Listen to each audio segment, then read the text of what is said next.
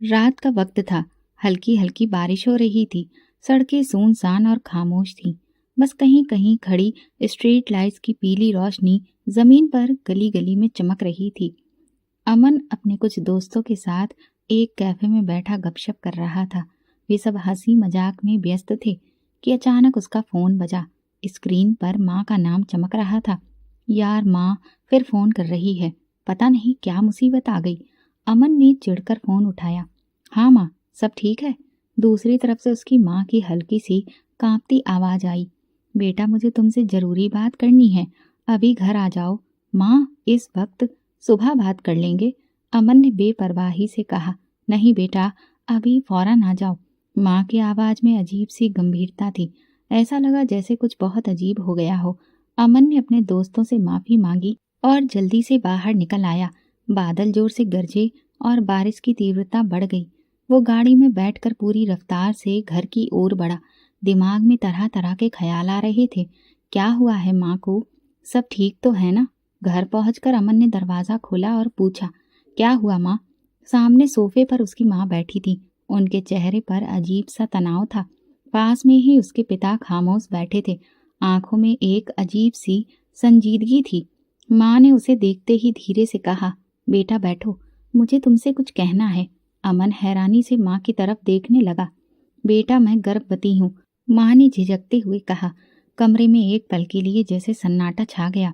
अमन का दिमाग सुन्न हो गया। वो माँ की बात सुनकर पहले तो हंस पड़ा, जैसे ये कोई मजाक हो। माँ प्लीज, कैसी बातें कर रही हैं आप? इस उम्र में प्रेग्नेंट होना मजाक लगता है? मगर माँ की आंखों में नमी और चेहरे पर गहराई से भरा खौफ देखकर उसकी मुस्कुराहट गायब हो गई। ये मुमकिन नहीं, अमन चिल्लाया। कोई मजाक है ना? पिताजी आप बताइए, ये कैसे हो सकता है? उसके पिता ने गहरी सांस ली। बेटा, हमें भी यकीन नहीं हो रहा था, लेकिन डॉक्टर ने जांच करके कहा है कि तुम्हारी माँ वाकई में गर्भवती है। अमन का तो सिर ही चकराने लगा। वो कुछ बोल ही नहीं पा रहा था। जैसे ही वो कमरे से बाहर निकला, उसके अंदर गुस्से की लहर दौड़ गई। ये सब झूठ है। इस उम्र में ये कैसे मुमकिन हो सकता है? क्या किसी ने धोखा दिया है या फिर माँ कुछ छुपा रही है? माँ की आंखों से आंसू बहने लगे। बेटा, मैंने तुमसे कभी कुछ नहीं छुपाया। तुम्हें क्यों लगता है कि मैं झूठ बोलूंगी? अमन ने माँ की तरफ घृणा भरी नजर से देखा, फिर गुस्से में दरवाजा खोलकर बाहर निकल गया। बारिश तेज हो चुकी थी, लेकिन उसके अंदर का तूफान उससे भी ज्यादा तेज था। सुबह जब अमन ने आंखें खोली तो उसका दिमाग अभी भी उलझा हुआ था। वो सीधा डॉक्टर के पास गया ताकि खुद सच्चाई पता कर सके। डॉक्टर साहब, मुझे यकीन नहीं हो रहा कि मेरी माँ प्रेग्नेंट हो सकती है। कृपया मुझे सच बताइए, अमन ने घबराई हुई आवाज में कहा। डॉक्टर ने कुछ देर रिपोर्ट देखी, फिर गंभीरता से अमन की तरफ देखा। मिस्टर अमन, मैं समझ सकता हूँ कि आपके लिए ये अविश्वसनीय खबर है, लेकिन सारी मेडिकल रिपोर्ट्स यही कह रही हैं कि आपकी माँ गर्भवती है। ये केस असामान्य जरूर है, लेकिन नामुमकिन नहीं। ये सुनते ही अमन का दिल धक्क से रह गया। वो अपनी इज्जत के बारे में सोचने लगा। अगर ये खबर मोहल्ले में फैल गई तो, अगर उसके दोस्तों को पता चल गया तो लोग क्या कहेंगे? वो तेजी से फोन निकालने लगा और फिर तुरंत घर पहुंचा, जहां पर माँ बाप उसका इंतजार कर रहे थे। ये सब मैं बर्दाश्त नहीं कर सकता, अमन ने सख्त लहजे में कहा। घर में खामोशी थी, लेकिन उसके दिमाग में सवालों का तूफान चल रहा था। माँ, मुझे बताइए, ये सब कैसे मुमकिन है? उसकी आंखों में बेचैनी तैर रही थी।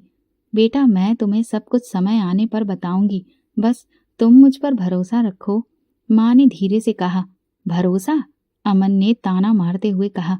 माँ, आपको अंदाजा भी है कि लोग क्या कह रहे हैं? मोहल्ले में बातें फैल चुकी हैं।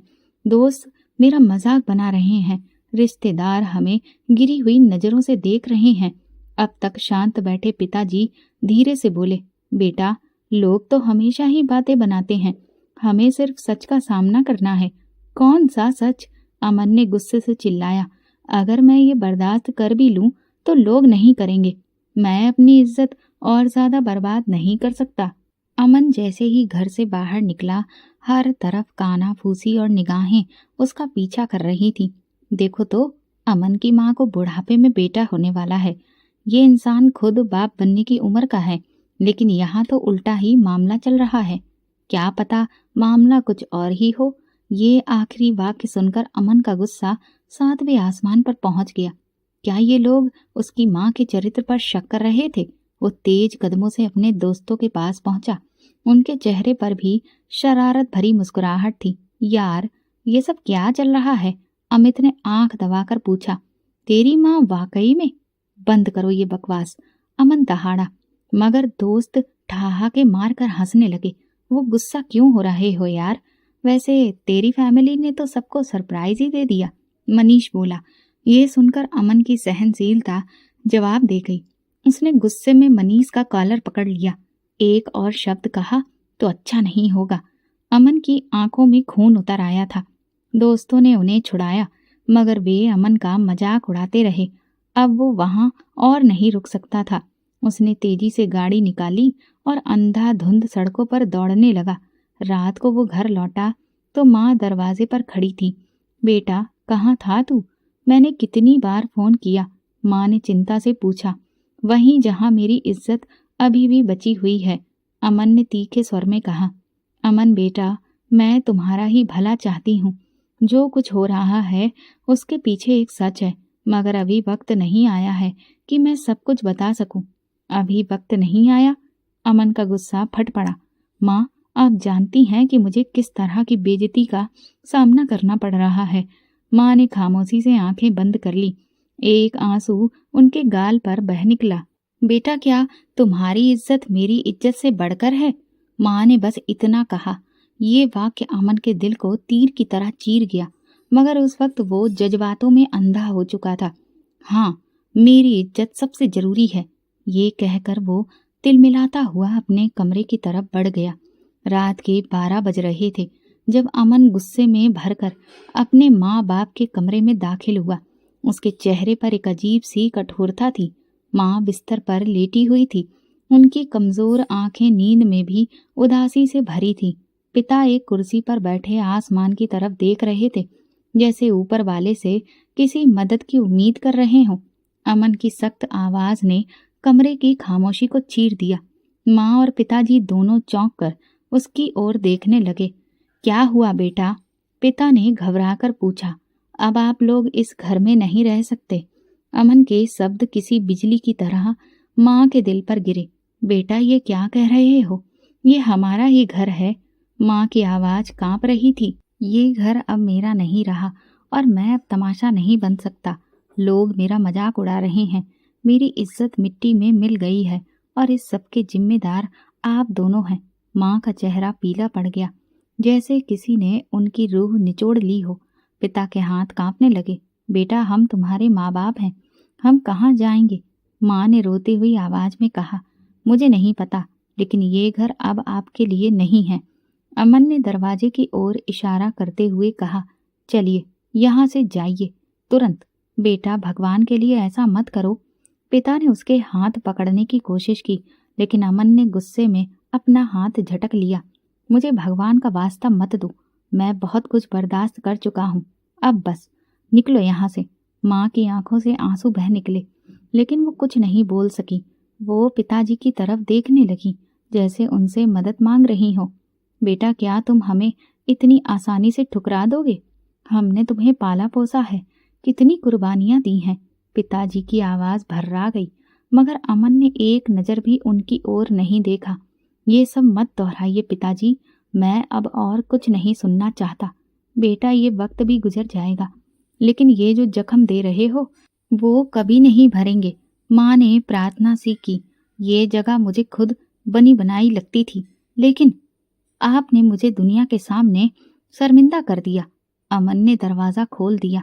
माँ ने एक आखिरी बार बेटे को देखा, लेकिन वहां पर सिर्फ क्रोध और नफरत था। चलो ममता, हमें अब अपनी जगह खुद तलाशनी होगी, पिताजी ने हार मानती हुई आवाज में कहा। माँ ने अपने हाथों से अपनी साड़ी ठीक की और नंगे पांव दरवाजे की ओर बढ़ गई। वो जानती थी कि अब उनका बेटा उन्हें अपने घर में नहीं रखना चाहता। वो पिताजी के बाजू का सहारा लेकर दरवाजे से बाहर निकल गई। अमन ने एक पल के लिए दरवाजे की ओर देखा, माँ की भीगी आंखों में एक ऐसा दर्द था जिसे शायद वो कभी शब्दों में नहीं कह सकती थी। लेकिन अमन अपने फैसले पर कायम रहा। जैसे ही माँ बाप सड़क पर निकले, अमन ने दरवाज़ा जोर से बंद कर दिया। सड़क पर खामोशी थी। माँ और पिताजी एक दूसरे के करीब खड़े थे। माँ ने एक बार पीछे मुड़कर अपने घर को देखा, वही घर जहाँ उन्होंने जिंदगी गुजारी थी, जहाँ उनका बेटा पला बड़ा था। मगर आज वही बेटा उन्हें बेघर कर चुका था। हम कहाँ जाएंगे? माँ ने पिताजी का हाथ थामकर पूछा। कहीं ना कहीं जगह मिल ही जाएगी ममता, फिक्र मत करो, पिताजी ने नम आवाज में कहा। लेकिन उनकी आवाज में वही टूटा हुआ दर्द था जो किसी बेसहारे बुजुर्ग में होता है। रात के अंधेरे में चलते चलते वे थक चुके थे। मौसम ठंडा हो रहा था। अब क्या करें ममता, कहाँ जाएं? पिताजी ने थके हुए लहजे में पूछा। माँ ने अपने आसपास नजर दौड़ाई। उन्हें समझ आ गया था कि अब उनके पास कहीं ठहरने की कोई जगह नहीं रही। अचानक पिताजी को एक ख्याल आया। एक ओल्ड एज होम है शहर के दूसरे कोने में, शायद हमें वहां पर सहारा मिल जाए। माँ ने धीरे से सिर हिलाया। उन्होंने एक आखिरी बार पीछे मुड़कर देखा, शायद किसी चमत्कार की उम्मीद में कि अमन दरवाज़ा खोलकर उन्हें बुला लेगा। मगर दरवाज़ा बंद ही रहा, बिल्कुल अमन के दिल की तरह। कुछ घंटे के सफ़र के बाद वे एक बिल्डिंग के सामने खड़े थे, जहां बोर्ड पर लिखा था सीनियर सिटीजन केयर होम। वहां के कर्मचारियों ने उन्हें सवालिया नज़रों से देखा, लेकिन उनकी बेबसी को समझते हुए एक छोटा सा कमरा दे दिया। कमरे में एक पुराना पलंग था, एक छोटी सी टेबल और दीवारों पर धुंधले रंग। माँ ने पलंग पर बैठते ही गहरी सांस ली, जैसे कि बरसों की थकान एक पल में उन पर हावी हो गई हो। ये जगह तो ठीक है ममता, कम से कम सर छुपाने की जगह तो मिली। पिताजी ने माँ को तसल्ली देने की कोशिश की। माँ ने जबरदस्ती मुस्कुराकर उनकी ओर देखा, लेकिन उनकी आंखें खाली थीं। ओल्ड एज होम में वक्त जैसे थम सा गया था। हर तरफ खामोशी थी। कभी कभी किसी बुजुर्ग के कराहने की आवाज या नर्स के कदमों की आहट सुनाई देती थी। माँ की तबीयत दिन ब दिन बिगड़ने लगी। वो घंटों चुपचाप बैठकर बस सामने देखती रहती। पिताजी उन्हें हौसला देते, उनके लिए चाय बनाते, बातें करने की कोशिश करते, मगर माँ कमजोर होती जा रही थी। क्या सोच रही हो ममता? पिताजी ने एक दिन उनका हाथ थामकर पूछा। कुछ नहीं, माँ ने धीरे से कहा। फिर कुछ पल चुप रहकर बोली, बस ये सोच रही हूँ कि माँ होना भी कितना अजीब होता है। बेटा चाहे जितना भी बड़ा हो जाए, माँ के लिए वो हमेशा बच्चा ही रहता है। और जब बच्चा माँ को छोड़ देता है, तब भी माँ उसे माँ मन से नहीं छोड़ सकती। पिताजी ने गहरी सांस ली और उनका हाथ मजबूती से थाम लिया। पिताजी को अब भी उम्मीद थी कि अमन को एक दिन एहसास होगा और वो उन्हें वापस बुलाएगा। वे हर दिन फोन उठाते और अमन का नंबर मिलाते। हेलो अमन बेटा, कैसे हो? पिताजी मैं बिजी हूँ, आप बार बार कॉल क्यों करते हैं? अमन की आवाज़ हमेशा सख्त होती। बेटा बस तुम्हारी माँ की तबीयत ठीक नहीं लग रही, अगर तुम आ जाओ तो। मैंने कहा ना पिताजी, मैं बहुत व्यस्त हूँ, प्लीज़ मुझे बार बार तंग मत किया कीजिए। और कॉल कट जाती। पिताजी फ़ोन हाथ में पकड़े माँ की ओर देखते। माँ पहले ही समझ चुकी थी कि क्या हुआ होगा। उन्होंने नम आंखों से पिताजी के हाथ पर हाथ रखकर धीमे से कहा, बस प्रार्थना करो, शायद एक दिन उसे हमारी याद आ जाए। रात के अंधेरे में जब सब लोग सो चुके थे, माँ खिड़की के पास जाकर बैठ जाती। बाहर चांदनी फैली होती, लेकिन उनके दिल के अंधेरे को कोई उजाला नहीं मिटा सकता था। ममता, मेरा दिल बहुत बोझिल हो रहा है, पिताजी ने एक शाम माँ से कहा। वे खिड़की से बाहर ताक रहे थे। बस प्रार्थना करो, भगवान सब ठीक करेगा, माँ ने धीरे से कहा, लेकिन उनके लहजे में बेयकीनी की कमी थी। पिताजी रोज की तरह अमन को फोन करने के लिए मोबाइल उठाते हैं, मगर इस बार उनके हाथ कांप रहे थे। बड़ी मुश्किल से उन्होंने नंबर डायल किया। हेलो अमन बेटा, पिताजी आप फिर फोन कर रहे हैं? मैंने कहा था ना कि मुझे तंग मत करिए। अमन बस एक बार आकर हमें देख जाओ। तुम्हारी माँ की तबीयत भी ठीक नहीं है और मुझे भी कुछ दिनों से सीने में दर्द हो रहा है, पिताजी ने रिक्वेस्ट की। पिताजी प्लीज, मैंने पहले भी बहुत परेशानियां झेली हैं, अब मैं और ये सारे ड्रामे नहीं सुन सकता। अगर आपकी तबीयत खराब है तो डॉक्टर के पास जाइए, मुझे इस सब में मत घसीटिए। फोन बंद हो गया। अब कुछ पल खामोश बैठे रहे, फिर धीरे से मोबाइल को मेज पर रख दिया। उनकी आंखें डगमगाने लगी थीं, जैसे वो किसी गहरी सोच में डूब चुके हों। क्या कहा उसने? माँ ने धीरे से पूछा। पिताजी ने जबरदस्ती मुस्कुराकर कहा, कुछ नहीं, बस व्यस्त था। लेकिन सच्चाई ये थी कि वो अंदर से टूट चुके थे। अगली रात पिताजी की तबीयत अचानक बिगड़ने लगी। उनका सीना जोर से दर्द कर रहा था, सांसें उखड़ रही थीं, माथे पर पसीना था। माँ घबराकर नर्स को बुलाने लगी, मगर तब तक देर हो चुकी थी। जल्दी एम्बुलेंस को बुलाइए, नर्स ने हिदायत दी। लेकिन पिताजी का जिस्म निडाल हो चुका था, उन्हें हार्ट अटैक हुआ था। हमने पूरी कोशिश की, मगर वो डॉक्टर ने बात अधूरी छोड़ दी। माँ के कानों में जैसे कोई बम फट गया हो। ये नहीं हो सकता, मेरे पति ने नहीं जा सकते, वो तो बस कुछ पलों पहले ठीक थे। माँ ने रोते हुए कहा, लेकिन सच्चाई ये थी कि वो इस दुनिया में नहीं थे। माँ ने लड़खड़ाते हाथों से अमन का नंबर मिलाया। हेलो बेटा, तुम्हारे पिता। माँ की आवाज़ आंसुओं में डूब गई थी। वो हमें छोड़कर। कुछ पल के लिए खामोशी छा गई। पिताजी चले गए? अमन ने धीरे से दोहराया। हाँ बेटा, कम से कम आखिरी बार तो उन्हें देख लो। मगर अमन के दिल में कोई एहसास नहीं जागा। माँ, वो तो पहले ही बीमार थे, ये तो होना ही था। मैं नहीं आ सकता। माँ को लगा जैसे किसी ने उनके दिल में छुरा घोंप दिया हो। बेटा, वो तुम्हें आखिरी बार देखना चाहते थे। उनके चेहरे पर आखिरी वक्त में भी तुम्हारा ही नाम था। माँ प्लीज, मैं और जज्बातों की बातें सुनने के मूड में नहीं हूँ। मैं कल ऑफिस में व्यस्त हूँ, आप ही उनका अंतिम संस्कार करवा दीजिए। फोन बंद हो गया। माँ ने फोन को सीने से लगा लिया। उनके लब कांप रहे थे और आंखों से आंसू बह रहे थे। हे भगवान, ये कैसा इम्तिहान ले रहा है। वो सिसकियां लेकर बोली। उनकी जिंदगी का सबसे बड़ा सहारा उनके पति अब अंतिम यात्रा पर जा रहे थे, और उनका बेटा, जिसके लिए उन्होंने अपनी सारी जिंदगी खपा दी थी, वो उन्हें एक पल में ही अकेला छोड़ चुका था। वो एक बेजान लाश की तरह अस्पताल की बेंच पर बैठ गई। उनकी आंखों में दर्द, बेबसी और दुख के सिवा कुछ भी नहीं था। अमन बेटा, तुमने अपनी माँ को जीते जी मार दिया। ओल्ड एज होम के आंगन में खामोशी छाई हुई थी, सिवाय कुछ परिंदों की चहचहाट के, जो माहौल को थोड़ा कम बोझिल बनाने की नाकाम कोशिश कर रहे थे। माँ बेंच पर बैठी बस सूनापन बोल रही थी। 2 दिन हो चुके थे, लेकिन अमन का कोई फोन, कोई संदेश, कुछ भी नहीं आया। वो अपने पिता के अंतिम संस्कार पर भी नहीं आया। माँ, क्या आपको उम्मीद थी कि वो आएगा? नर्स ने धीरे से पूछा, जो कई दिनों से उनके साथ में थी और उनकी हालत देखकर परेशान थी। माँ ने एक उदास मुस्कुराहट के साथ सर झुका लिया।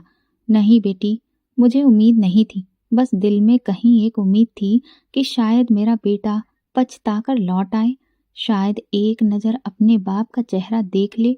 मगर वो भी पूरी ना हो सकी। उनकी आंखें भर आईं। दूसरी तरफ अमन अपने ऑफिस में बैठा हुआ था। सर, सुना है कि आपके पिताजी का देहांत हो गया। हम बहुत अफसोस करते हैं, एक कर्मचारी ने हिम्मत करके कहा। अमन ने एक नज़र उसकी तरफ देखा, जैसे वो इस बात का जिक्र भी सुनना नहीं चाहता था। हाँ, हो गया, लेकिन ये जिंदगी का हिस्सा है। लोग आते हैं और चले जाते हैं। तुम लोग अपने काम पर ध्यान दो, इन फिजूल बातों पर नहीं, उसने बेपरवाही से कहा और फिर फाइलों में व्यस्त हो गया। उसके जहन में कहीं पर भी पछतावा नहीं था, ना ही कोई गम। माँ की खामोशी सिर्फ बाहर नहीं, अंदर भी गहरी होती जा रही थी। वो कई दिनों से ठीक से खाना भी नहीं खा रही थी और उनकी तबीयत खराब होती जा रही थी। मगर उनके अंदर पलने वाली नन्ही जान ने हर बार उनकी हिम्मत टूटने नहीं दी थी। तू जिंदा है मेरे बच्चे, मैं तेरे लिए जी रही हूँ, वो अपने पेट पर हाथ रखकर धीरे से कहती। रात को वो अपने कमरे में अपने बिस्तर पर पड़ी अमन के बचपन की तस्वीरें देख रही थी। हर तस्वीर में एक मासूम हंसता खेलता बच्चा था, जो माँ के बिना एक पल नहीं रहता था। यही बच्चा था ना जो मुझे छोड़कर चला गया। उनकी आंखों से आंसू गिरने लगे। वो आज भी अमन के इंतजार में थी। वो आज भी चाहती थी कि वो पलट कर आए, एक बार कहे, माँ मैं आपसे मोहब्बत करता हूँ। मगर हकीकत ये थी कि अमन अपनी दुनिया में मगन था और माँ, वो तो अपनी बेबसी के साथ तन्हाई में फूलती ही चली जा रही थी। ओल्ड एज होम की पुरानी दीवारों के बीच माँ खामोशी से बैठी अपने हाथों को देख रही थी। उनकी उंगलियां दर्द कर रही थीं। ये बच्चा, आखिर ये मुमकिन कैसे हुआ? नर्स सानिया ने रिपोर्ट देखते हुए हैरत से कहा। डॉक्टर भी इस उलझन में थे। इतनी उम्र में बच्चा ठहरना तकरीबन नामुमकिन था, लेकिन सच्चाई ये थी कि माँ वाकई में पेट से थी। ये सब कुछ अजीब लग रहा था। डॉक्टर ने संजीदगी से कहा, मेडिकल साइंस में ऐसे केस बड़े ही अलग होते हैं, हमें कुछ टेस्ट करने होंगे। माँ ने खामोशी से डॉक्टर की तरफ देखा, फिर धीरे से बोली, मुझे किसी और टेस्ट की ज़रूरत नहीं है। मैं जानती हूँ सब कुछ ठीक है। डॉक्टर और नर्स एक दूसरे को हैरानी से देखने लगे। लेकिन माँ, ये मामूली बात नहीं है कि आपकी उम्र में इस हालत में, सानिया ने धीरे से कहना चाहा, मगर माँ ने हाथ उठाकर उसे रोक दिया। मैं कह चुकी हूँ, मुझे और कोई टेस्ट नहीं करवाना। माँ का लहजा कमज़ोर मगर मजबूत था, जैसे वो हकीकत को किसी से छिपाना नहीं चाहती थी। नर्स कुछ पल खामोश रही, फिर धीरे से बोली, कम से कम एक अल्ट्रासाउंड तो करवा लीजिए, शायद हमें कुछ ऐसा पता चले जो ज़रूरी हो। रात को माँ अपने कमरे में अकेली बैठी थी। उन्होंने अपनी कमज़ोर उंगलियां धीरे से पेट पर रखीं और एक अजीब सी घबराहट उनके वजूद में दौड़ गई। ये कैसी परीक्षा है मेरे भगवान। उन्हें याद आया वो दिन जब पहली बार उन्हें इस बच्चे का एहसास हुआ था। ये कैसे मुमकिन है माँ जी? डॉक्टर ने हैरत से कहा था। क्या आपने कभी किसी को इस बारे में कुछ बताया? कोई ऐसी बात जो हमारे लिए जानना जरूरी हो? माँ ने बस खामोशी ओढ़ ली थी। वो जानती थी कि अगर उन्होंने सच बता दिया तो लोग भरोसा कम करेंगे, लेकिन क्या वो ये राज हमेशा छुपा सकती थी? क्या होगा अगर सच्चाई सामने आ गई? क्या अमन को कभी पता चलेगा कि उसकी माँ ने ये सब क्यों सहा?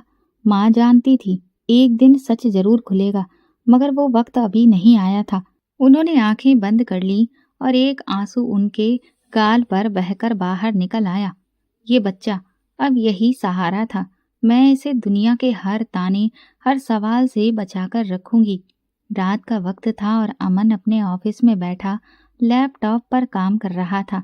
बारिश की बूंदें खिड़की से टकरा रही थीं और उसके आसपास खामोशी थी, मगर उसके अंदर एक बेनाम सी बेचैनी थी, जैसे कुछ गलत होने वाला हो। उसी पल उसका फोन बजा। एक अनजान नंबर स्क्रीन पर चमक रहा था। कौन हो सकता है इस वक्त? अमन ने हल्के अंदाज में फोन उठा लिया। हेलो। दूसरी तरफ कुछ पल खामोशी रही, फिर एक आवाज सुनाई दी जो धीमी मगर गहरी थी। क्या आप अमन बोल रहे हैं? जी, मैं ही बोल रहा हूँ। आप कौन? मैं ओल्ड एज होम से सानिया बोल रही हूँ। आपको एक जरूरी बात बतानी है। Old age home?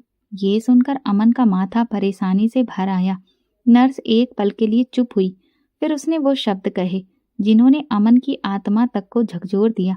मुबारक हो अमन जी, आपके छोटे भाई की पैदाइश हो चुकी है। कुछ पल के लिए अमन को लगा कि शायद उसके कानों ने कुछ और सुना हो। क्या? वो हैरानी से बोला। तुम क्या कह रही हो? आपकी माँ ने एक बेटे को जन्म दिया है। नर्स ने सुकून भरे लहजे में कहा। हमें आपसे तुरंत बात करनी है, क्योंकि बच्चे के बारे में कुछ ऐसा है जो आपको जानना जरूरी है। अमन की उंगलियां पसीने से भीग गईं। उसका दिल तेजी से धड़कने लगा। अमन जी, हम आपसे रिक्वेस्ट करते हैं कि एक बार आकर अपनी माँ और भाई को देख लें। मगर अमन का गुस्सा जाग उठा। ये सब बकवास है, मुझे इन बातों में कोई दिलचस्पी नहीं, उसने तल्ख लहजे में कहा और फोन काट दिया। फोन काटते ही उसने गहरी सांस ली, मगर दिल की धड़कन और तेज हो गई। ये सब क्या हो रहा है? वो खुद से सवाल कर रहा था। क्या सच में मेरा कोई भाई पैदा हुआ है? और वो नर्स मुझे क्या बताना चाहती थी? उसने अपना सिर जोर से झटका, जैसे इन सारे ख्यालों को निकाल देना चाहता हो। नहीं, मैं दोबारा इस सब में नहीं पड़ सकता। मैं उन्हें अपनी जिंदगी से निकाल चुका हूँ और अब मैं मुड़कर नहीं देखूंगा। लेकिन जितना वो खुद को समझाने की कोशिश करता, उतनी ही बेचैनी उसके दिल में घर कर रही थी। आखिर कई दिनों की कसमकस के बाद उसने एक फैसला कर लिया कि वो खुद जाकर सारी सच्चाई को पता करेगा।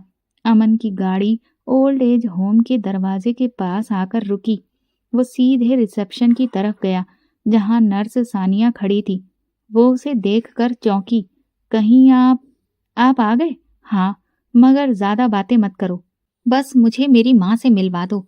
नर्स ने गहरी सांस ली और खामोशी से माँ के कमरे की ओर ले गई। अमन ने धीरे से दरवाजा खोला।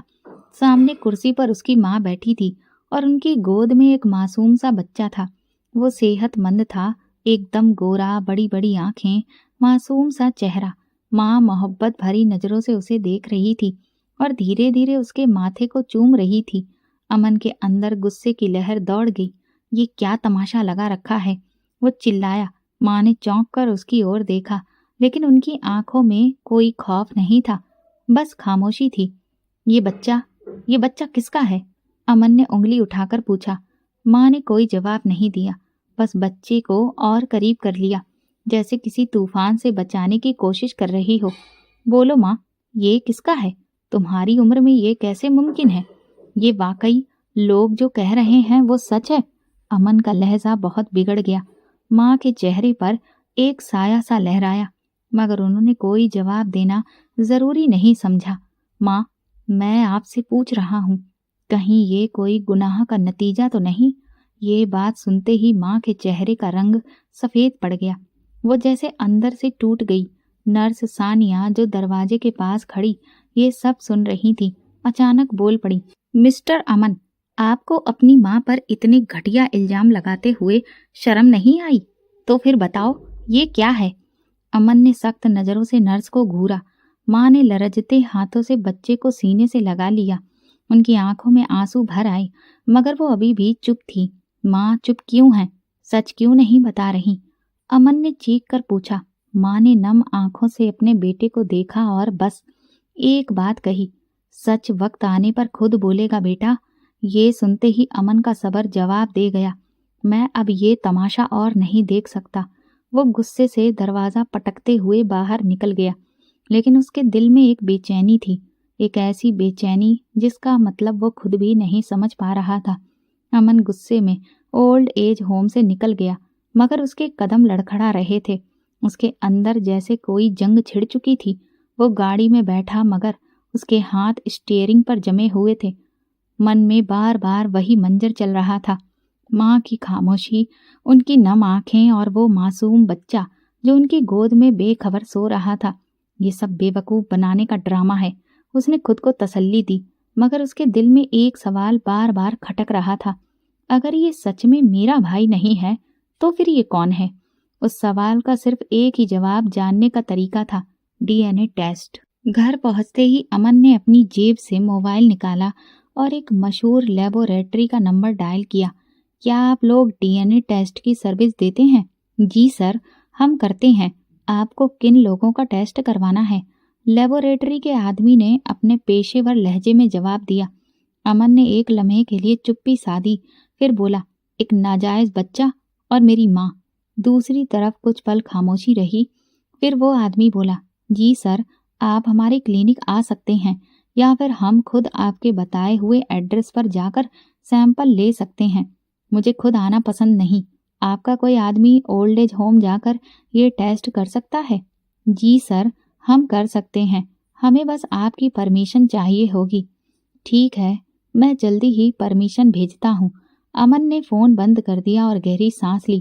फैसला लेना आसान नहीं था, लेकिन उसे यकीन था कि ये टेस्ट सब कुछ साफ कर देगा। अगर ये मेरा शक गलत होगा तो मैं इस ख्याल को हमेशा के लिए झटक दूंगा। वो बैठकर फर्श पर गिर पड़ा। अगले दिन लेबोरेटरी का वो आदमी ओल्ड एज होम पहुंचा। सानिया ने माँ को जानकारी दी कि एक आदमी उनके और बच्चे के सैंपल लेने आया है।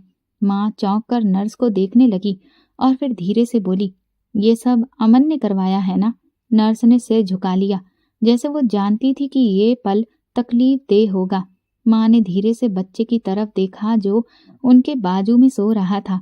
बेटा, तुम्हारी पहचान के लिए अब साइंस के सबूत चाहिए? माँ की गोद और मोहब्बत काफी नहीं। उनकी आंखों में नमी तैरने लगी, लेकिन वो चुप रही। उस आदमी ने खामोशी से उनका और बच्चे का सैंपल लिया और रिपोर्ट के लिए कुछ दिनों की मोहलत मांग कर चला गया। ओल्ड एज होम की खामोश फिजा में एक बेचैनी फैल गई थी। उधर नर्स सानिया बार बार लेबोरेटरी को फोन कर रही थी। वो रिपोर्ट के इंतजार में थी और उसका दिल किसी अनहोनी का आभास करा रहा था। आखिरकार जिस दिन का सूरज उगा उस दिन सच्चाई का पर्दा उठना था। लेबोरेटरी के आदमी ने ओल्ड एज होम में आकर नर्स को एक मोहर बंद लिफाफा थमा दिया। ये आपकी डीएनए रिपोर्ट है, अब आप इसे खुद देख लें। वो आदमी इतना कहकर चला गया। नर्स ने कांपते हाथों से लिफाफा खोला। जैसे ही उसकी नज़र रिपोर्ट पर पड़ी उसका रंग उड़ गया। ये कैसे हो सकता है? ये शब्द उसके होंठों पर आकर रुक गए। उसकी आंखें हैरानी से फैल गईं और हाथ में पकड़ी रिपोर्ट कांपने लगी। नहीं, ये गलती हो सकती है, वो बड़बड़ाई। रिपोर्ट को दोबारा पढ़ा लेकिन शब्द वही थे। ये बच्चा अमन का सगा भाई नहीं बल्कि उसका बेटा है। नर्स के कदम लड़खड़ा गए। उसने जल्दी से माँ के कमरे की तरफ दौड़ लगाई। माँ जो अपनी चारपाई पर चुपचाप बैठी हुई थी, नर्स की घबराई हुई शक्ल देखकर चौंक गई। क्या हुआ बेटी, तुम इतनी घबराई हुई क्यों लग रही हो? माँ ने धीरे से पूछा। नर्स ने धड़कते दिल के साथ रिपोर्ट उनकी तरफ बढ़ाई। माँ ने गहरी सांस ली, जैसे वो पहले से जानती थी कि उस कागज पर क्या लिखा होगा। माँ जी, ये क्या है? नर्स की आवाज़ धीमी थी। माँ ने नजरें नीचे कर लीं, जैसे उनकी आंखों में कोई राज दफन था जो अब दुनिया के सामने आ गया था। ये सच है बेटी, उन्होंने धीरे से कहा, लेकिन ये कैसे मुमकिन है? नर्स को यकीन नहीं आ रहा था। माँ की आंखों से आंसू टपके और उन्होंने बच्चे को सीने से लगा लिया। ये वक्त आने पर सबको पता चल जाना था और आज वो वक्त आ गया है। दूसरी तरफ अमन भी बेचैन था। वो रिपोर्ट के इंतजार में था, मगर उसे यकीन था कि वो ऐसा नतीजा देखेगा जो उसके सारे सवालों का जवाब देगा। लेकिन जब उसके मोबाइल की घंटी बजी और नर्स की घबराई हुई आवाज़ सुनाई दी तो उसका दिल जोर से धड़कने लगा। अमन साहब, आपको तुरंत ओल्ड एज होम आना होगा। रिपोर्ट आ चुकी है और आपको खुद अपनी आंखों से ये सच देखना होगा। अमन का माथा शिकनों से भर गया। क्या मतलब? ऐसा क्या लिखा है उस रिपोर्ट में? नर्स कुछ पलों के लिए चुप रही और फिर धीरे से बोली, ये बच्चा तुम्हारा सगा भाई नहीं बल्कि ये तो तुम्हारा अपना बेटा है। ये सुनते ही अमन को लगा जैसे जमीन उसके पैरों तले खिसक गई है। क्या बकवास है ये कैसे मुमकिन है? उसका शरीर कांपने लगा। यही सच है अमन साहब, नर्स ने कहा। आपको खुद अपनी माँ से ही ये राज पूछना होगा। अमन के हाथ से फोन गिर गया। वो सांस लेना भूलने लगा।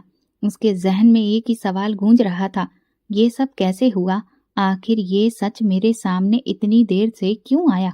वो गाड़ी की चाबी उठाकर पागलों की तरह बाहर निकला और पूरी रफ्तार से ओल्ड एज होम की तरफ दौड़ पड़ा था। रास्ते में उसके मन में अजीबोगरीब ख्याल आ रहे थे। जैसे ही वो वहां पर पहुंचा तो तेजी से अंदर दाखिल हुआ। नर्स सानिया पहले ही दरवाजे पर खड़ी थी, जैसे उसका ही इंतजार कर रही हो। कहाँ है मेरी माँ? अमन ने झल्लाकर पूछा। अंदर अपने कमरे में, नर्स ने धीरे से कहा। लेकिन अमन साहब, जरा उनसे आराम से बात करिए, वो पहले से ही बहुत तकलीफ में हैं। तकलीफ में हैं? अमन ने ताना मारा। और मैं क्या हूँ? मेरी पूरी दुनिया हिल चुकी है और तुम कह रही हो कि मैं आराम से बात करूं? वो तेजी से दरवाजा धकेल कर अंदर दाखिल हुआ। माँ चारपाई पर बैठी थी। बच्चा उनके गोद में सो रहा था। जैसे ही अमन अंदर आया वो धीरे से सीधी होकर बैठ गई, लेकिन उनकी आंखों में वो गहरी उदासी थी जो पिछले कई महीनों से जमी हुई थी। माँ, अमन की आवाज में गुस्सा, सदमा और बेयकीनी सब शामिल थे। ये क्या है? ये सब झूठ है ना? माँ ने धीरे से बेटे को देखा। उनकी आंखों में आंसू तैरने लगे। बेटा, मैं जानती थी कि एक दिन तुम आओगे और सवाल करोगे, तो फिर जवाब दो माँ। ये बच्चा मेरा भाई नहीं बल्कि मेरा बेटा कैसे हो सकता है? माँ की आंखों से आंसू गिरे, लेकिन वो चुप रही। माँ, कुछ तो बोलो। क्या सच में आपने ऐसा कोई कदम उठाया जिससे हमारी इज्जत मिट्टी में मिल गई? ये सुनकर माँ का चेहरा पीला पड़ गया। उन्होंने कांपते हाथों से बच्चे को सीने से लगा लिया। बेटा, तुमने अभी जो कहा वही सुनने का मुझे सबसे ज्यादा डर था। माँ, आपका चुप रहना मेरे शक को और बढ़ा रहा है। मुझे सब जानना है। अभी इसी वक्त माँ ने गहरी सांस ली, जैसे वो बरसों का बोझ एक पल में उतारना चाहती हो। बेटा, मैं जो कहने जा रही हूँ उसके लिए खुद को तैयार कर लो, क्योंकि ये सच तुम्हारे अंदर सैलाब खड़ा कर देगा। अमन की आंखों में बेचैनी थी, लेकिन वो चुपचाप खड़ा रहा। माँ ने एक नज़र सोते हुए बच्चे पर डाली, फिर अमन की तरफ देखा और बोली, बच्चा तुम्हारा बेटा है अमन, और ये उसी गुनाह की निशानी है जो तुमने कुछ साल पहले किया था। ये सुनकर अमन के कदम डगमगा गए। उसके कानों में शोर गूंजने लगा, जैसे पूरी दुनिया अचानक से सदमे में चली गई हो। क्या? माँ ने आंखें बंद कर ली, जैसे उनके पास अब छुपाने को कुछ नहीं रहा। हाँ अमन, ये वही सच्चाई है जो मैंने 9 महीने तक अपने अंदर छुपा कर रखी है। बच्चा तुम्हारा अपना खून है, तुम्हारी अपनी औलाद, और ये एक राज जो दीवार बनकर खड़ा था, आज जमीन पर आ चुका है। अमन का दिमाग सुन्न हो चुका था। माँ के शब्द बिजली की तरह उसके वजूद में गूंज रहे थे, और वो अपनी जगह पत्थर सा खड़ा रह गया। ये झूठ है, उसने जोर से कहा, जैसे खुद को यकीन दिलाने की कोशिश कर रहा हो। ये कैसे हो सकता है? बच्चा मेरा बेटा कैसे हो सकता है? माँ ने गहरी सांस ली और अमन की तरफ देखा। उनकी आंखों में बरसों का दर्द सिमटा हुआ था, एक ऐसा दर्द जो वो 9 महीने से सीने में दबाए बैठी थी। बेटा, वक्त आ गया है कि तुम्हें वो सच बताऊं जो मैंने 1 साल से अपने दिल में दफन करके रखा है, उन्होंने भारी लहजे में कहा। अमन का दिल तेजी से धड़कने लगा। याद है अमन, कई साल पहले तुम्हारी जिंदगी में एक लड़की आई थी। ये सुनते ही अमन की आंखों के सामने धुंधली यादें घूमने लगीं। वो एक गर्म दोपहर थी जब अमन ने यूनिवर्सिटी के कैफे में पहली बार निशा को देखा था।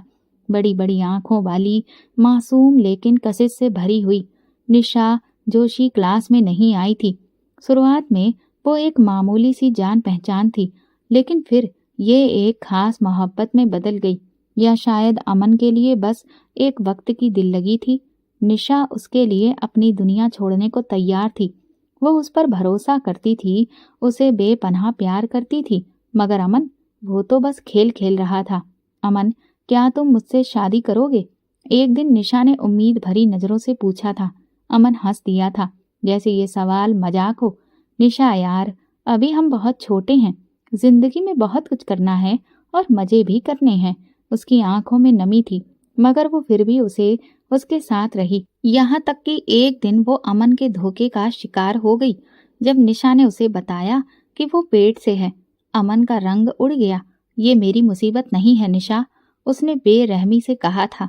ये सब तुम्हारी गलती है, मुझे इन सब मामलों में मत घसीटो। निशा गिड़गिड़ाती रही, लेकिन अमन ने उसे छोड़ दिया। वो चली गई हमेशा के लिए, और अमन ने कभी पलटकर उसकी खबर भी नहीं ली। माँ ने आंसू पोंछते हुए दोबारा अमन की तरफ देखा। निशा ने तुम्हें कभी कुछ नहीं बताया, लेकिन वो अपनी आखिरी सांस तक तुम्हारी मोहब्बत के धोखे को सीने से लगाए बैठी रही। माँ की आवाज कांप रही थी। वो बहुत बीमार हो चुकी थी। जब उसे लगा कि वो मरने वाली है, तो वो मेरे पास आई। वो जानती थी कि तुमने उसे ठुकरा दिया है, मगर फिर भी उसने अपना बच्चा तुम्हारे पास छोड़ने का फैसला किया। उसने कहा, आंटी, मैं अमन को माफ नहीं कर सकती, मगर मैं चाहती हूँ कि मेरा बच्चा अनाथ ना हो। आप एक माँ हैं, आपको एहसास होगा कि माँ की ममता क्या होती है, और मैं कैसे इनकार कर सकती थी। माँ की आंखों में आंसू थे। मैंने ये फैसला किया, मगर सोचा कि अगर मैंने सच बता दिया तो लोग तुम पर उंगली उठाएंगे। मैंने अपने बुढ़ापे में ये गुनाह अपने सर ले लिया, ताकि तुम्हें समाज की नजरों में शर्मिंदगी ना उठानी पड़े। अमन के सिर पर जैसे किसी ने पहाड़ तोड़ दिया हो। ये सब वो हकलाते हुए बोला। ये मेरा अपना बच्चा है। हाँ बेटा, ये बच्चा तेरा अपना खून है। वो गुनाह है जिसे तू भूल गया था, लेकिन कुदरत ने उसे तेरे सामने लाकर खड़ा कर दिया। अमन ने अविश्वास से सोचते हुए मासूम बच्चे की तरफ देखा। उसकी बड़ी बड़ी आंखें, नरम नाजुक हाथ, उसमें अमन की ही झलक थी। उसकी आंखों में आंसू छा गए। नहीं, ये नहीं हो सकता। वो जमीन पर बैठ गया, मगर सच्चाई सामने आ चुकी थी। यही जिंदगी का इंसाफ था। तूने एक माँ की मोहब्बत को ठुकरा दिया।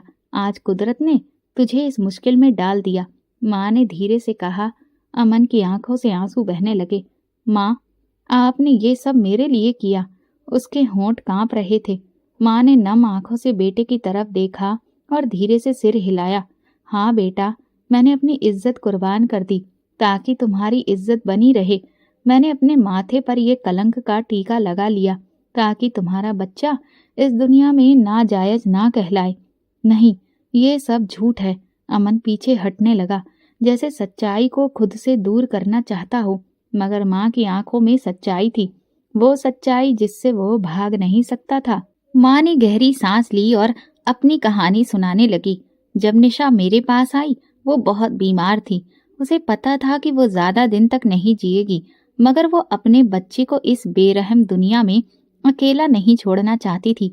उसने कहा, आंटी, मैं बस आपसे ये प्रार्थना करती हूँ कि मेरे बच्चे को सहारा दीजिए, इसे दुनिया के तानों से बचा लीजिए। अमन ने मुझे ठुकरा दिया, लेकिन मेरा क्या कसूर था? इस मासूम का क्या कसूर है? माँ की आंखों से आंसू बहने लगे। मैं उसके दर्द को समझ सकती थी। अमन, मैं माँ हूँ, मैं जानती हूँ माँ बनना कितना बड़ा इम्तिहान होता है। निशा ने मुझे अपना बच्चा सौंप दिया और कुछ दिनों के बाद वो इस दुनिया से चली गई, मगर मुझे पता था कि अगर मैंने ये सच जाहिर कर दिया तो लोग तेरे चरित्र पर उंगली उठाएंगे, तेरे बच्चे को नाजायज कहकर तिरस्कृत करेंगे। मैं ये बर्दाश्त नहीं कर सकती थी। अमन, मैं नहीं चाहती थी कि तेरे गुनाह का बोझ इस बेचारे मासूम पर डाला जाए। अमन की आंखों के सामने अंधेरा छा गया। तो इसीलिए आपने खुद को प्रेग्नेंट बताया? वो धीमे लेकिन घबराए लहजे में बोला। माँ ने सिर हिलाया। हाँ बेटा, मैंने अपने बुढ़ापे में वो बोझ अपने सर पर ले लिया जिसका असली जिम्मेदार तू था। मैंने अपनी जिस्म की कमजोरी, अपनी उम्र की हकीकत, सब कुछ झुटला कर ये दिखावा किया कि मैं माँ बनने वाली हूँ, सिर्फ इसलिए ताकि कोई इस मासूम पर उंगली ना उठा सके। मैंने लोगों के ताने सुने, खुद को शर्मिंदा होने दिया। मैंने सब बर्दाश्त किया, वो सब जो एक माँ कभी नहीं कहना चाहती, मगर मैंने अपने पोते को अनाथ होने के दाग से बचा लिया। अमन के कदम डगमगा गए। उसे लगा जैसे उसके पैरों के नीचे से जमीन खिसक रही हो। उसने गुस्से में अपनी माँ को घर से निकाल दिया था, उन्हें बेइज्जत किया था, उन पर व्यभिचार का इल्जाम लगाया था, और आज वो सच्चाई सुन रहा था कि सब कुछ सिर्फ उसकी खातिर ही किया गया था। माँ, मैंने आपके साथ ये क्या कर दिया? उसकी आवाज में घबराहट और शर्मिंदगी थी। माँ ने मुस्कुरा कर अपने आंसू पोंछे। बेटा, मैंने तुझे कभी भी बद्दुआ नहीं दी, मैं तो बस दुआ ही करती रही कि वक्त तुझे सच्चाई दिखा दे। अमन ने अचानक से अपने हाथों में उन्हें थाम लिया। मैंने आपको दुत्कार दिया, मैंने आप पर इल्जाम लगाया, मैंने आपको इस हाल में छोड़ दिया। वो फफक पड़ा। बेटा, अब जो होना था वो तो हो चुका, मगर ये वक्त तुझे एक फैसला लेने पर मजबूर कर देगा। या तो तू अपने अतीत की गलतियों को सुधार ले, या फिर एक बार फिर से भाग जा। अमन ने माँ की तरफ देखा, जिनकी गोद में वो बच्चा था जिसे वो अब तक अपना भाई समझता था, मगर सच्चाई में तो वो उसका बेटा था। उसके वजूद पर शर्मिंदगी हावी थी। क्या मैं इस बच्चे को अपना सकता हूँ? क्या मैं इतना बड़ा बोझ उठा सकता हूँ? ये सवाल उसके दिमाग में घूम रहे थे, मगर जवाब अब तक धुंधला था। माँ का चेहरा सफेद पड़ चुका था, सांसें उखड़ रही थीं। वो चारपाई पर लेटी थी, उनकी आंखें आधी खुली थीं, जैसे वो दुनिया और बेहोशी के बीच झूल रही हो। माँ की तबीयत ठीक नहीं लग रही है, हम अस्पताल जा रहे हैं, अमन ने घबराकर कहा और नर्स को बुलाया। माँ जी की हालत बहुत खराब हो चुकी है, हमें तुरंत अस्पताल जाना ही होगा, नर्स सानिया ने कहा। अमन ने जल्दी से उन्हें सहारा देकर गाड़ी में बिठाया और तेजी से अस्पताल की ओर बढ़ गया। रास्ते में उसकी नजरें बार बार माँ के ऊपर ही जा रही थीं। माँ, प्लीज मुझे माफ कर दो, मैंने आपके साथ बहुत गलत किया। उसकी आवाज कांप रही थी। माँ ने धीरे से अपनी आंखें खोली। उनकी नजरें अमन के चेहरे पर थीं। उनकी आंखों में ना कोई गुस्सा था ना नाराजगी, बस एक गहरी उदासी। बेटा, मैंने तुझसे कभी गुस्सा नहीं किया, मगर याद रख, वक्त का कर्ज हमेशा चुकाना पड़ता है। ये सुनते ही अमन के दिल में चुभन सी हुई। वो उन शब्दों का मतलब समझने की कोशिश कर ही रहा था कि माँ की आंखें बंद होती दिखीं। वो घबरा गया। माँ, प्लीज आंखें खोलो, अस्पताल आ रहा है, आप बिल्कुल ठीक हो जाएंगी। वो बेसब्री से बोला। गाड़ी अस्पताल के दरवाजे पर रुकी। डॉक्टर भागते हुए आए। इन्हें तुरंत वार्ड में ले जाना होगा, एक डॉक्टर ने कहा। अमन की नजर माँ के बेजान शरीर पर थी, जिसे पलंग पर ले जाया जा रहा था। वो कुछ कहना चाहता था, लेकिन उसके होंठ चुप थे। कई घंटे बीत चुके थे। अमन अस्पताल के कॉरिडोर में बेचैनी से चक्कर लगा रहा था। डॉक्टर आईसीयू से बाहर आई। उनके चेहरे की गंभीरता बता रही थी कि हालात नाजुक है। अमन साहब, हमें प्रार्थना करनी होगी कि आपकी माताजी की तबीयत संभल जाए, मगर उनकी हालत बहुत कमजोर हो चुकी है। ये सुनकर अमन की आंखें नम हो गईं। वो अस्पताल के मंदिर में जाकर भगवान से प्रार्थना करने लगा। मैं गुनाहगार हूँ। मैंने अपनी माँ के साथ गलत किया, उनकी मोहब्बत को नजरअंदाज किया। लेकिन तुम तो दयालु हो भगवान, तुम तो माँ से भी ज्यादा मोहब्बत करते हो। प्लीज मेरी माँ को बचा लो। उसकी आंखों से आंसू बह रहे थे। हिचकियां पूरे हॉल में गूंज रही थीं। अस्पताल के कमरे में मौत जैसी खामोशी थी। मशीनों की बीप बीप की आवाज धीमी पड़ रही थी। अमन माँ के पास बैठा उनका हाथ थामे रो रहा था।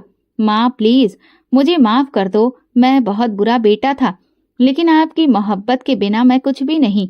आंखें खोलो माँ, एक बार कह दो कि आपने मुझे माफ कर दिया। मैं आपके बिना कैसे जीऊंगा।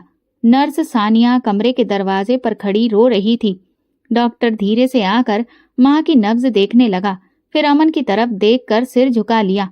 माफ कीजिए अमन जी, अब वो नहीं रही हैं। ये शब्द सुनते ही अमन पर बिजली बनकर गिर गए थे। उसने माँ के बेजान हाथों को चूमा, माथा उनके कदमों पर रख दिया और बेतहासा रोने लगा। माँ हमेशा के लिए जा चुकी थी, मगर जाते जाते वो अमन को सबसे बड़ा सबक दे गई थी। माँ की मोहब्बत ऐसी ही होती है। वक्त का कर्ज कभी माफ नहीं होता। सूरज डूब चुका था। आसमान लाल था, जैसे किसी बड़े नुकसान का मातम कर रहा हो। अमन माँ की चिता के पास बैठा था। आंखों से आंसू रुकने का नाम नहीं ले रहे थे। माँ, मैंने आपको खो दिया, उसने धीरे से कहा, जबकि सामने वाली माँ अब सुन भी नहीं रही थी। हवा में खनकती शांति और शमशान की खामोशी उसके अंदर की तन्हाई को और गहरा कर रही थी। मैंने अपनी जिंदगी में हर चीज को अपनी इज्जत और जिद पर कुर्बान कर दिया, लेकिन ये नहीं सोचा कि आपकी मोहब्बत मेरी सबसे बड़ी दौलत थी। उसने अपनी माँ की राख को हाथों में लिया, जैसे वो अपनी माँ को आखिरी बार छूना चाहता हो। अगर मैं वक्त को वापस ला सकता तो कभी आपको मुझसे दूर नहीं जाने देता। अगर मैंने आपका यकीन कर लिया होता तो आज आप मेरे साथ होती। माँ, हिचकियों के बीच उसने आसमान की ओर देखा और फिर पहली बार दिल से दुआ मांगी। हे भगवान, मेरी माँ और पिताजी को स्वर्ग में एक ऊंचा मकाम देना। उनके बिना ये दुनिया भी एक वीरान जगह है। हवा में हल्की सी सरसराहट हुई, जैसे कि कायनात ने उसकी दुआ सुन ली हो। माँ की मौत के बाद अमन की दुनिया खाली हो चुकी थी। ओल्ड एज होम में नर्स सानिया ने बच्चे को अपनी गोद में उठाया और अमन की तरफ देखा। ये बच्चा तुम्हारा अपना खून है अमन, और फैसला तुम्हें करना है। क्या तुम भी अपनी माँ की तरह कुर्बानी दोगे या फिर इसे भी अनाथ छोड़ दोगे? अमन ने नर्स के हाथों में बच्चे को देखा। वो नन्हा सा वजूद जो अब तक सच्चाई से बेखबर अपनी मासूम आंखों से इस दुनिया को देख रहा था। अमन की आंखों में आंसू आ गए। उसे अपनी माँ की वो कुर्बानी याद आई जो उन्होंने उसे और इस बच्चे को बचाने के लिए दी थी। धीरे धीरे उसने हाथ बढ़ाया और बच्चे को नर्स की गोद से ले लिया। जैसे ही उसने बच्चे को अपनी बाहों में लिया, उसके अंदर कुछ बदलने लगा। मैं तुम्हें कभी अकेला नहीं छोड़ूंगा, अमन ने मजबूती से कहा। जो गलती मैंने अपनी माँ के साथ की वो अब दोबारा नहीं होगी। सालों गुजर गए, वक्त का पहिया घूमता रहा और अमन की जिंदगी बदलती रही। उसने अपने बेटे को अपनी बाहों में उठाया था, उसे अपने दिल की धड़कन समझकर पाला था और अपनी माँ की मोहब्बत को याद करते हुए उसे वो सब कुछ दिया जो शायद वो पहले किसी को नहीं दे सका था। वो एक अच्छा पिता बनने की पूरी कोशिश करता रहा, मगर किस्मत के फैसले हमेशा इंसान की मर्जी से नहीं होते। आज अमन 75 साल का हो चुका था और वो वहीं था जहाँ कभी उसके माँ बाप थे, एक ओल्ड एज होम में। वही पुरानी खामोश दीवारें, वही तन्हाई, वही इंतजार। वो एक कुर्सी पर बैठा खिड़की से बाहर देख रहा था, जैसे किसी का इंतजार कर रहा हो, जैसे कोई पुरानी याद उसकी आंखों में बस गई हो। उसी पल एक नर्स उसके पास बैठकर बोली, आज आप कुछ ज्यादा ही खामोश लग रहे हैं अमन जी, क्या सोच रहे हैं? अमन ने धीरे से सिर उठाया। आंखों में बरसों का दर्द और पछतावा था। बस जिंदगी को देख रहा हूँ, वो बोला। वही जिंदगी जो इंसान को वही सब वापस लौटा देती है जो वो दूसरों के साथ करता है। नर्स ने हल्की सी मुस्कुराहट के साथ पूछा, आपकी तबीयत ठीक तो है ना? अमन ने गहरी सांस ली। जानती हो, एक वक्त था जब मैंने अपने माँ बाप को यहाँ छोड़ दिया था, क्योंकि मुझे लगता था कि वो मेरी जिंदगी के लिए बोझ बन गए हैं। मैंने उनके जज्बातों की परवाह नहीं की, बस अपने घमंड, इज्जत और समाज की बातों को ज्यादा अहमियत दी। नर्स खामोशी से सुनती रही और अमन की आंखों से आंसू बहने लगे। फिर जब मैं बाप बना तो सोचा कि मैं अपनी गलतियों को सुधार लूंगा। मैंने अपने बेटे को वो सब कुछ देने की कोशिश की जो मैंने खो दिया था। अपनी माँ की तरह उसकी परवरिश की, उसे अपने खून पसीने से बड़ा किया, अच्छा इंसान बनाया, अच्छी शिक्षा दी, बेहतरीन जिंदगी दी। अमन की आवाज लड़खड़ाने लगी थी। लेकिन आज वही बेटा जिसे मैं अपनी दुनिया समझता था, जिसके लिए मैंने अपनी पूरी जिंदगी कुर्बान कर दी थी, उसी ने मुझे यहाँ पर छोड़ दिया, वहीं जहाँ कभी मैंने अपने माँ बाप को छोड़ा था। नर्स ने हैरानी से पूछा, आपका बेटा? हाँ, वही जिसे मैंने अपने सीने से लगाकर पाला था, वही जिसकी खातिर मैंने और मेरी माँ ने सब कुछ सहा था। अमन का दिल किसी बोझ तले से दब गया था। पता है नर्स बेटी, मेरी माँ ने जाते हुए एक बात कही थी और वो सच हो गई। कौन सी बात? नर्स ने पूछा। बेटा, मैंने तुझे कभी भी बद्दुआ नहीं दी, लेकिन वक्त का कर्ज हमेशा ही चुकाना पड़ता है। ये कहकर अमन की नजरें शून्य में खो गईं। इस कहानी से जिंदगी की एक कड़वी हकीकत सामने आती है। वक्त कभी भी किसी का कर्ज नहीं छोड़ता। जो हम दूसरों के साथ करते हैं, वही किसी न किसी रूप में हमारे पास वापस लौटता है। माँ बाप की इज्जत और मोहब्बत वो चीज है जो हर रिश्ते से बढ़कर होनी चाहिए, क्योंकि जब वक्त पलटता है तो वही एहसास दिलाता है, जो बोया था वही काटना पड़ता है। दोस्तों, अगर आपको हमारी कहानी पसंद आई हो तो प्लीज कमेंट करके जरूर बताइएगा। वीडियो को लाइक करें और ज्यादा से ज्यादा शेयर करें। अगर आप मेरे चैनल पर नए हैं तो सब्सक्राइब जरूर करें और नोटिफिकेशन बेल को दबा दें, ताकि अगली अपडेट सबसे पहले आपको मिले। धन्यवाद।